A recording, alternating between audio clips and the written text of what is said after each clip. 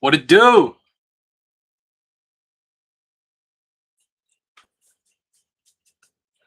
Got to make sure I look good.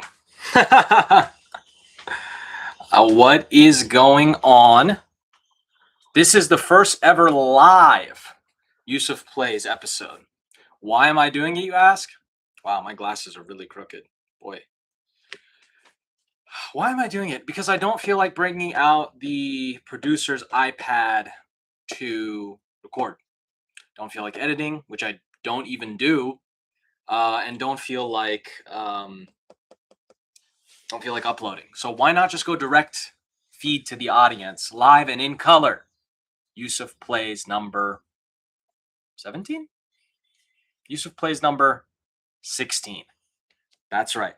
So today, we actually have a lovely set of games that have been collected here. But I do want to say that since my last video, and even before that, a ton, and I mean a ton of my collecting time have been spent on consoles that will not be represented in this video. That's PlayStation 3, Nintendo DS, and Nintendo Wii. So basically, what is that, like 7th generation, 6th generation? I think it's 7th generation games. And I don't have those consoles here. They're back in D-Town. And I recorded a video of everything but the PS3 games, which is, to be honest, the majority of stuff, which is a lost YusofPlays episode. Maybe I'll upload it someday. Our good friend and number one supporter, Demir, was featured in the Wii section. But I did not get around to recording the part about all the PS3 games I had been collecting. And boy, is it a lot. And boy, is it sick, because a lot of the PS3 games that I've bought in the past 2 years have shot up in price with Sony's announcement of the PlayStation 3 and PlayStation Portable store closure. And two in particular skyrocketed, particularly recently, and that's Puppeteer and Folklore. Both PlayStation 3 exclusives, not available on modern platforms. Both Sony published, and one developed by Japan Studio, one developed by another studio. I apologize, I don't remember the name of the studio to develop Folklore, but it's an interesting game. I haven't played either. Another PS3 exclusive 3D dot game, Hero Shot Up. Another game that I have bought 20 bucks years and years ago, Gravity Rush 2. The physical shot up like enormously. Like it was 10, 15 bucks when I bought it. Now it's like 120, 130. And it's really crazy. A lot of the stuff that I see on GameEye and price charting, those prices are not accurate. I bought a couple of PSP games that I've been wanting that are coming in. For example, Metal Gear Solid Peace Walker on PSP. Now, I only recently bought a PSP and I've been playing the hell out of it as much as I can. Castlevania Symphony of the Night, I modded my PSP, went onto the PlayStation Store by connecting it to my telephone's hotspot, and downloaded my digital copy of Castlevania Symphony of the Night, Metal Gear Solid 1, and Metal Gear Solid VR Visions, all of which were, downloaded from the PlayStation Store, purchased, or came with my copy of Metal Gear Solid Collection on PS3. And that was 10 years ago. That was more than 10 years ago. So it's incredible. And it's also cool because I own all of those physically. But it's nice that those have stuck around. But that's a bigger conversation. I'm not here to complain about the death of physical games, Sony killing the community, killing the hobby, killing the passion, destroying our rights, screwing us over, killing culture. You're killing culture, and you're killing the future of this medium. And so is Xbox, and Nintendo will probably join them at some point. I'm not here to talk about that because my anger has passed and is turned into acceptance, because that's what they wanted, right? We made our voices very much heard. Believe me, we were in those comments, cursing them out and saying we will boycott, and I probably will. I'm probably not going to buy a PlayStation 6. If it has a disc drive, I probably will. But if it doesn't, I'm going to wait. I don't need to play anything on there. I have enough games, and my PS5 backlog is over 120 games. So, in some sense, it's incredibly soul crushing. I mean, this is like my personal, I won't say that on stream, but this is one of the saddest things that's happened in my hobby.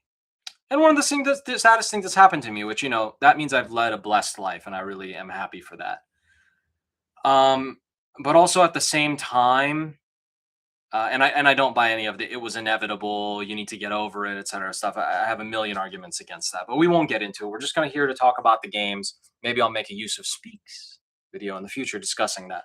But here I wanted to talk about the games and really celebrate what it means to be a physical game collector, owning your games, being able to look at the disc, living an analog lifestyle, not completely ceding control to these garbage corporations that seek to control every single portion of our lives down to the most minute detail of how we spend every single second. No, this is you offer a product or a piece of entertainment. I purchased that. It is mine. You do not get to revoke my license to it. And I get to use my, it's mine. You can't come into my house, put a gun to my head and take it away. At least not yet. Just wait for the third Trump administration. Anyways, I won't get into it, but yeah, really been loving playing my PSP. I know that you can just very, very easily put any PSP game on your PSP. But I like collect physical, so I picked up Peace Walker, I picked up God of War, Chains of Olympus, Metal Slug. Very excited for that one because I love Metal Slug. Used to have that on PS2 and sold it. I have it on PS4 now, so happy I got that. But that's getting pricey actually. So all that stuff rising, PS3 rising, every price of everything rising, price of groceries rising. If you make it to 2028, you deserve an applause. Unless you're a millionaire, in which case, that's expected. But even those low-level millionaires are having trouble. They're like, things are bad when the low-level millionaires are like, groceries are expensive. Let alone us. Anyways, so we are going to go through and try to make this quick. First ever live YusofPlays. Nobody's going to enter the chat. Nobody's going to give us a thumbs up. Nobody's going to enjoy. But it is nice. I can go live, upload it as a regular video, and I love to speak extemporaneously. So like I said, a huge portion of this collection of my recent collecting has been on DS and PS3. Try to upload that video. It's on my phone. It's in 2 different videos. One recorded in haste before I left, came back to San Francisco with my parents. And then another portion with Demir, also semi in haste because he had to go home and get some sleep because he actually works a real job. Unlike some of you bums. Anyways, let's get into it. So I think last episode I mentioned that I had been buying a lot from this guy on Mercari.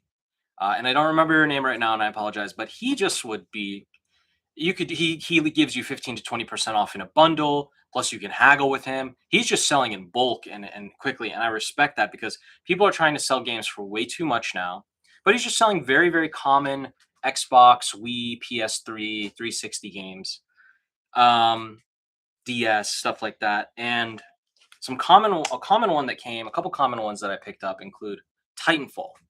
So this in a store you could probably pick up for like $4 or $5, and on the Mercari you can pick up for $4 or $5, which is really nice because if you go on eBay you got to pay shipping and tax and all that stuff. But no, it's got the original Titanfall, the Xbox One version. There's apparently a Miracle port of this on 360 though. I'm not really interested in Miracle ports. So the original Titanfall. Now Titanfall 2 is one of the best first-person shooters ever. One of the best first-person shooter campaigns. Great multiplayer.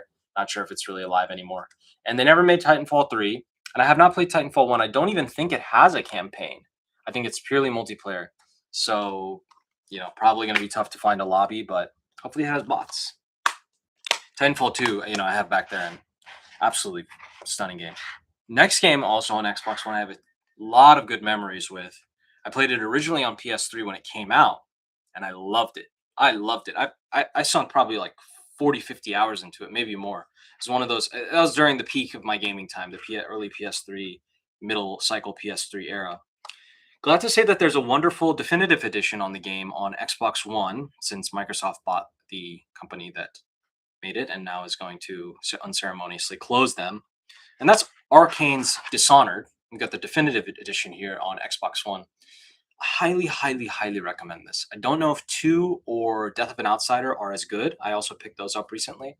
But the original Dishonored is a truly special game, a truly incredible game that perfectly mixes stealth, first-person action, and is the rightful heir to Thief, which I've never played, but I believe is the rightful heir to Thief. So if you've ever played Thief, which is difficult because it's not on modern systems, but on PC, this is right up your alley, or Metal Gear Solid, or really any other first-person game that you've really enjoyed, including Titanfall 2. They don't make stuff like this anymore. They really just don't. Next. I got all of these except one, except the last one, in that wonderful Mercari Sellers bundle. And it's like a number of Xbox 360 games. First, Battlefield Bad Company. Bad Company 2, I put a lot of time into the multiplayer on PC. That was when I was gaming a lot on Steam during that same PS3, heavy gaming era.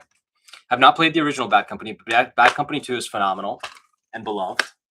And probably most people's favorite Battlefield game, along with like 3 and the original, maybe like 1942. Maybe I'll check that out at some time. The next I bought just for completeness because I really want to play the sequel because it's supposed to be a really unnerving, unpleasant experience. And some people say Shadow of the Colossus is the the pinnacle or like the example of games as art. And a lot of people say that Kane and Lynch 2 is an example of games as art.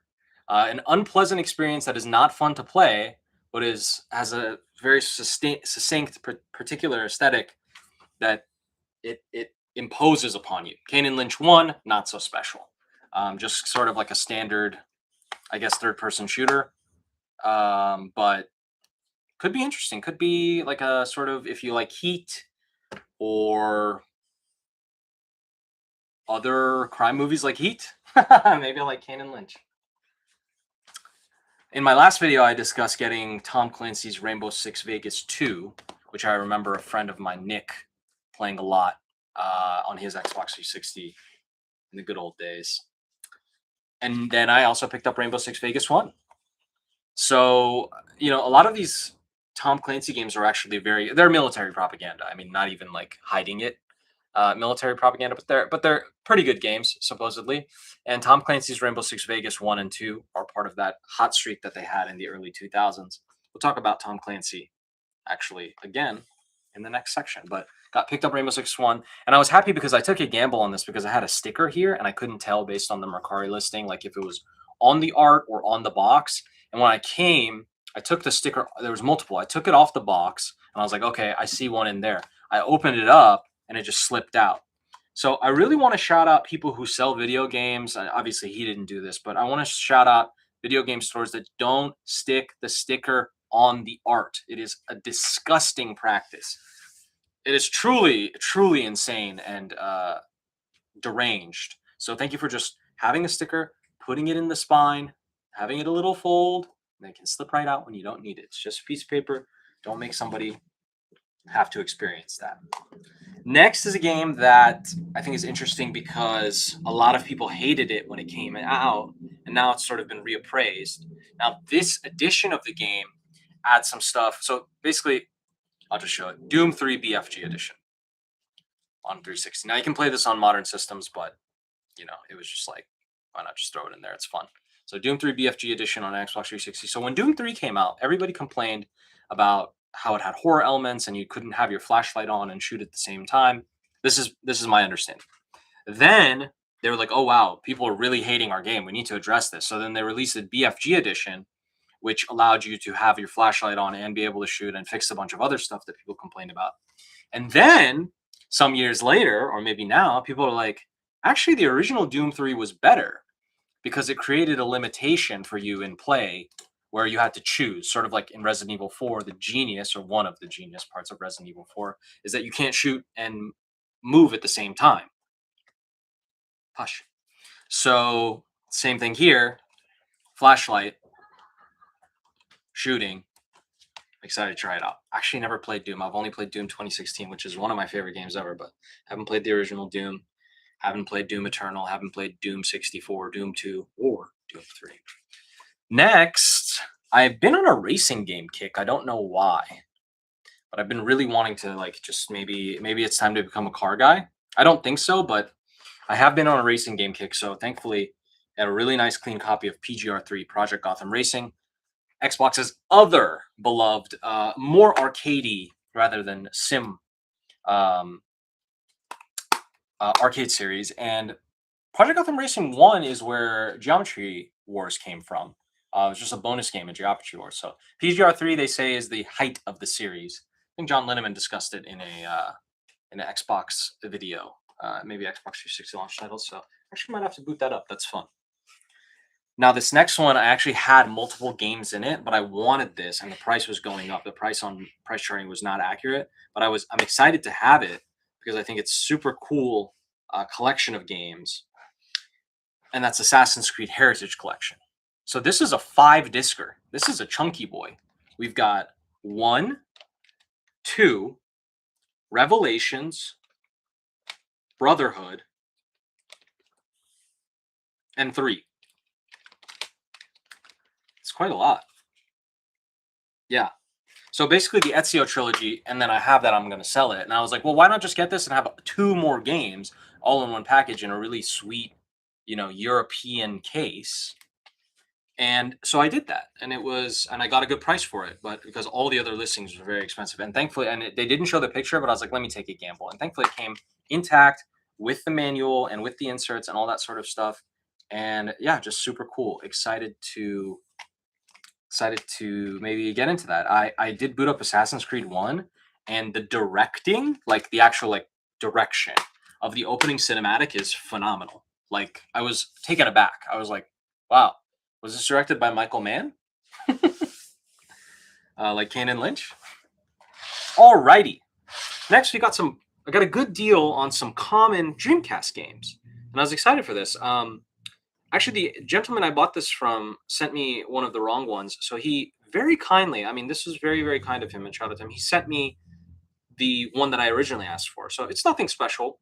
It's just that you may be nostalgic for 3 NFL 2K games. We've got NFL 2K, the original, but I didn't want this one because there's a Sega All-Stars edition. He sent me this on accident, but I wanted NFL 2K1. And then, probably the best one, I assume, because it's the latest, we also got NFL 2K2. So super cool. I texted these to some of my friends, and they were like, ooh, a lot of nostalgia for that. I will beat your butt in NFL 2K. So we got 2K original, 2K1, and 2K2. Sega sports games were unrivaled.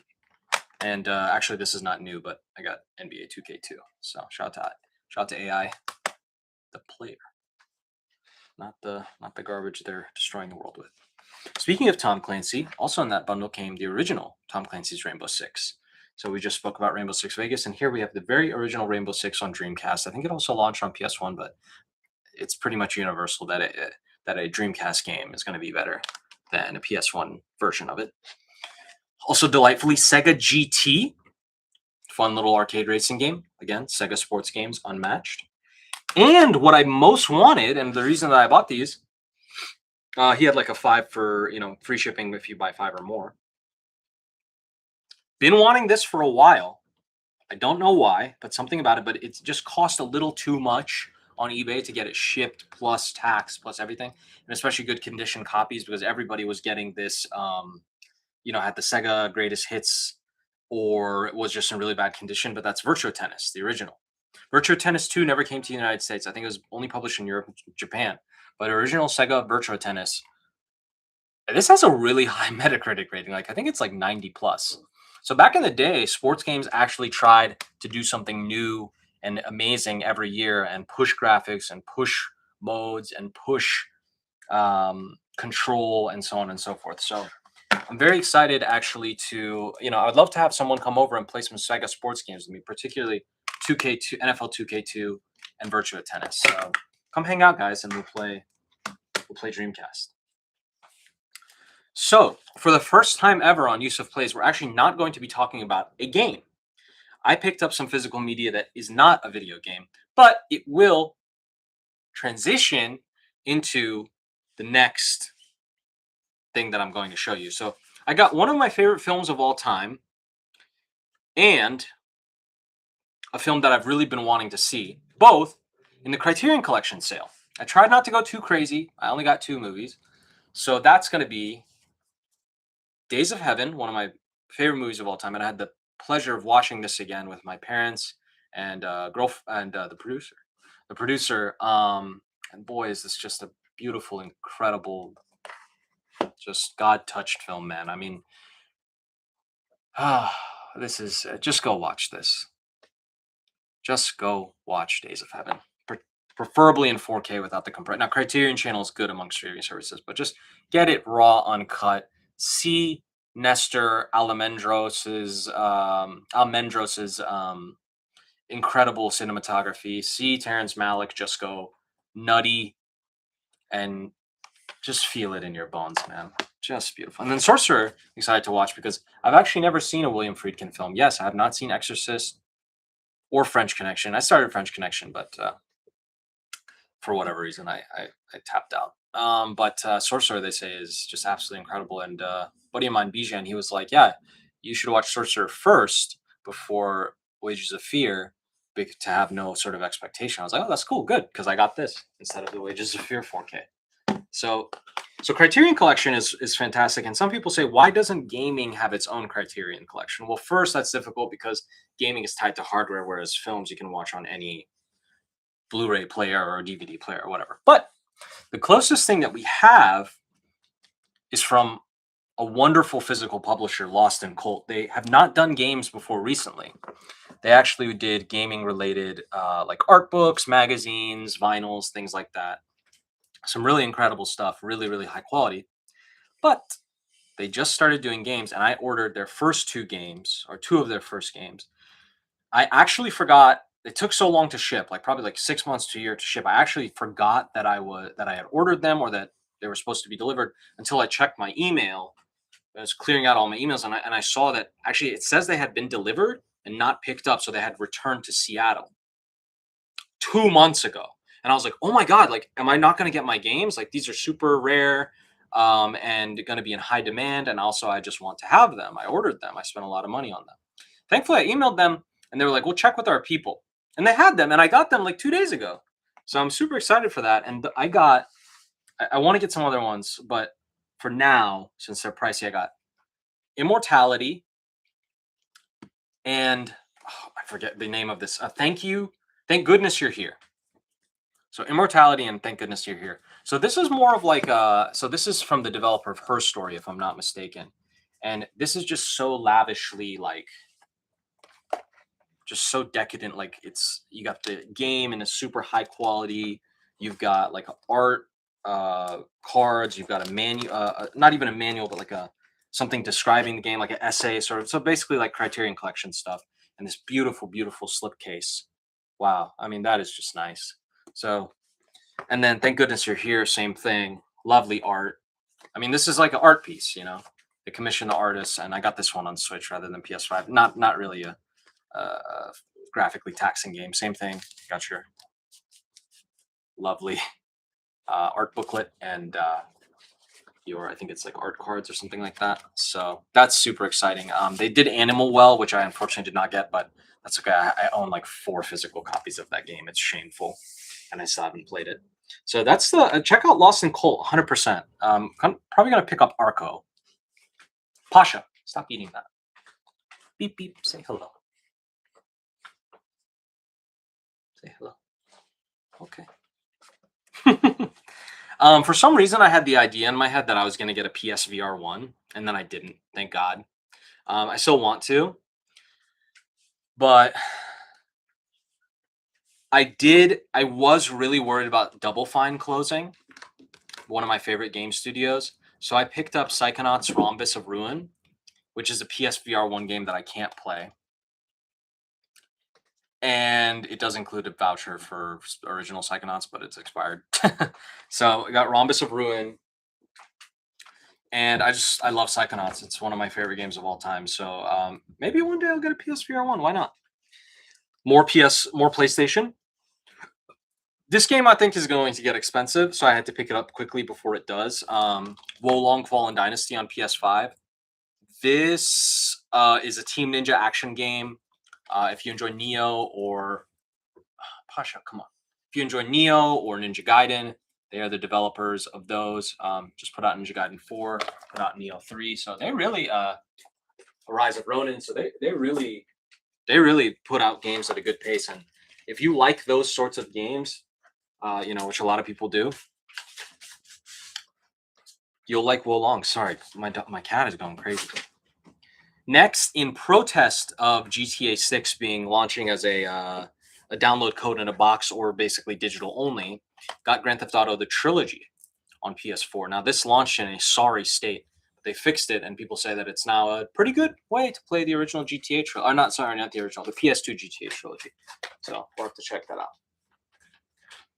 Next, I really was trying to hold out on this, but then it dropped under 20 bucks, and I was like, why not? And it still hasn't gotten a complete version. Metaphor Refantasio.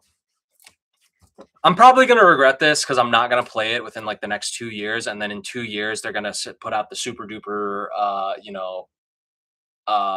reload edition or whatever that fucking Atlas games always do. And it pisses me off. But here, I mean, this is like one of the games of the year, or it was IGN's game of the year for 2024. Best RPG at the Game Awards, tons and tons of awards. If I don't remember what came out that beat Metaphor in 2024. So even the idea of an expanded version with more content is scary. So maybe I don't want that, like emotionally. Maybe I'm just a sicko completist. So, but yeah, it was under 20 bucks. It was like hard to say no. And this dropped in price, and I was super excited for because I love the first game from this developer, or the first game on PlayStation 5 from the developer Housemarque, who made Returnal, maybe the best PS5 game, one of the best games of the generation. So I had to pick up Saros. Some people saying that they like it less, some people saying that they like it more. I will see. That's actually on the top, really high on my list to play soon. So love Saros. All right, let's move on to some heavy hitters here. This one's not a heavy hitter, but we are now into Nintendo.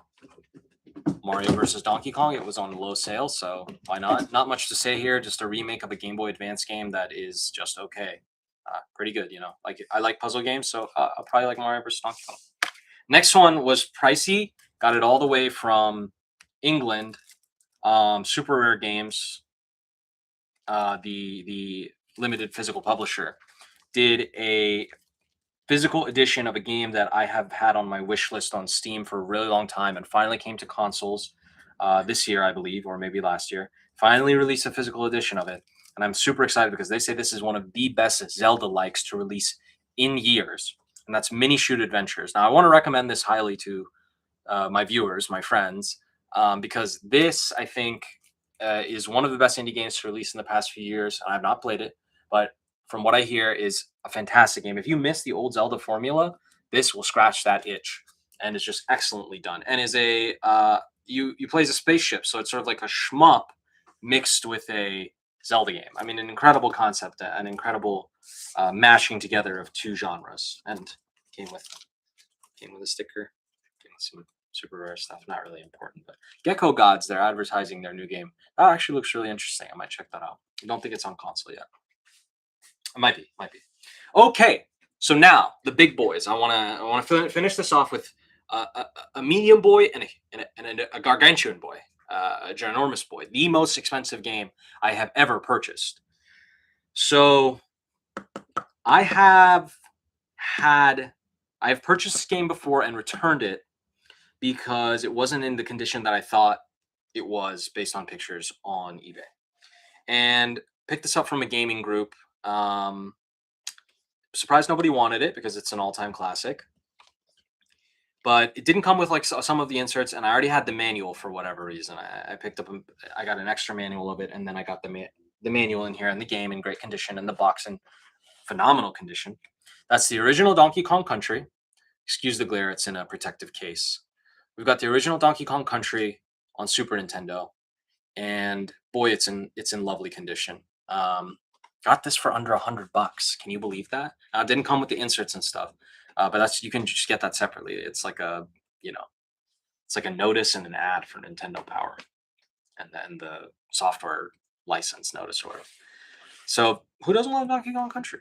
So it's literally it's one of the most important games in history as far as the visuals and the just bringing Donkey Kong into his own series as a platformer rather than just being sort of Mario's enemy. Okay, next one is the most expensive game I've ever purchased. That's kind of sad.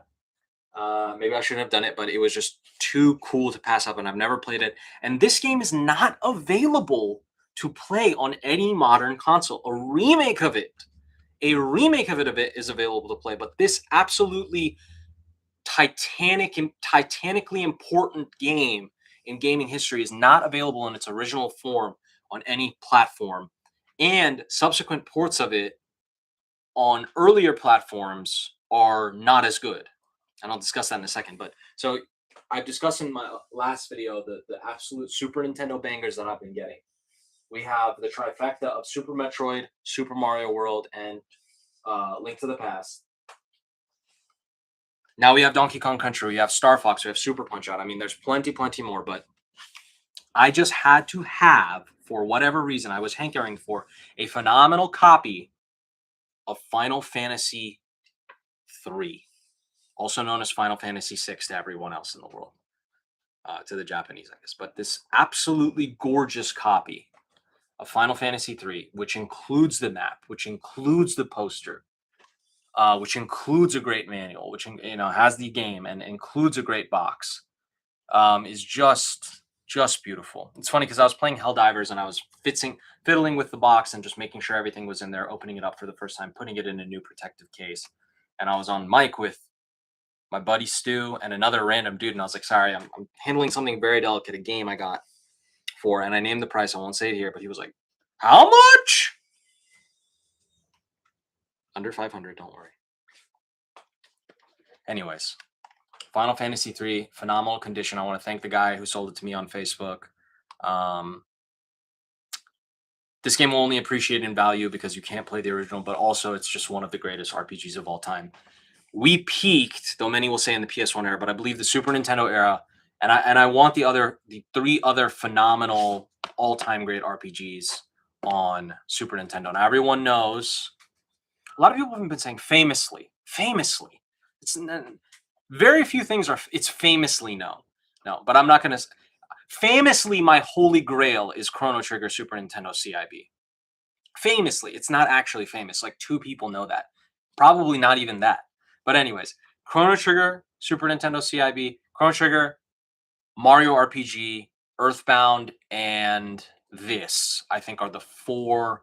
And then Secret of Mana, which I don't think is as good of a game, but is as good visually and emotionally and music and stuff like that. Those are the 5 just all-time great Super Nintendo or 16-bit RPGs and stand the test of time. And after that, we kind of went downhill because we decided games need to be way too long. But no, these are all 30 to 40-hour experiences that will absolutely just blow you away. And I'm excited to get a Super Nintendo one day to play Final Fantasy VI in its original form.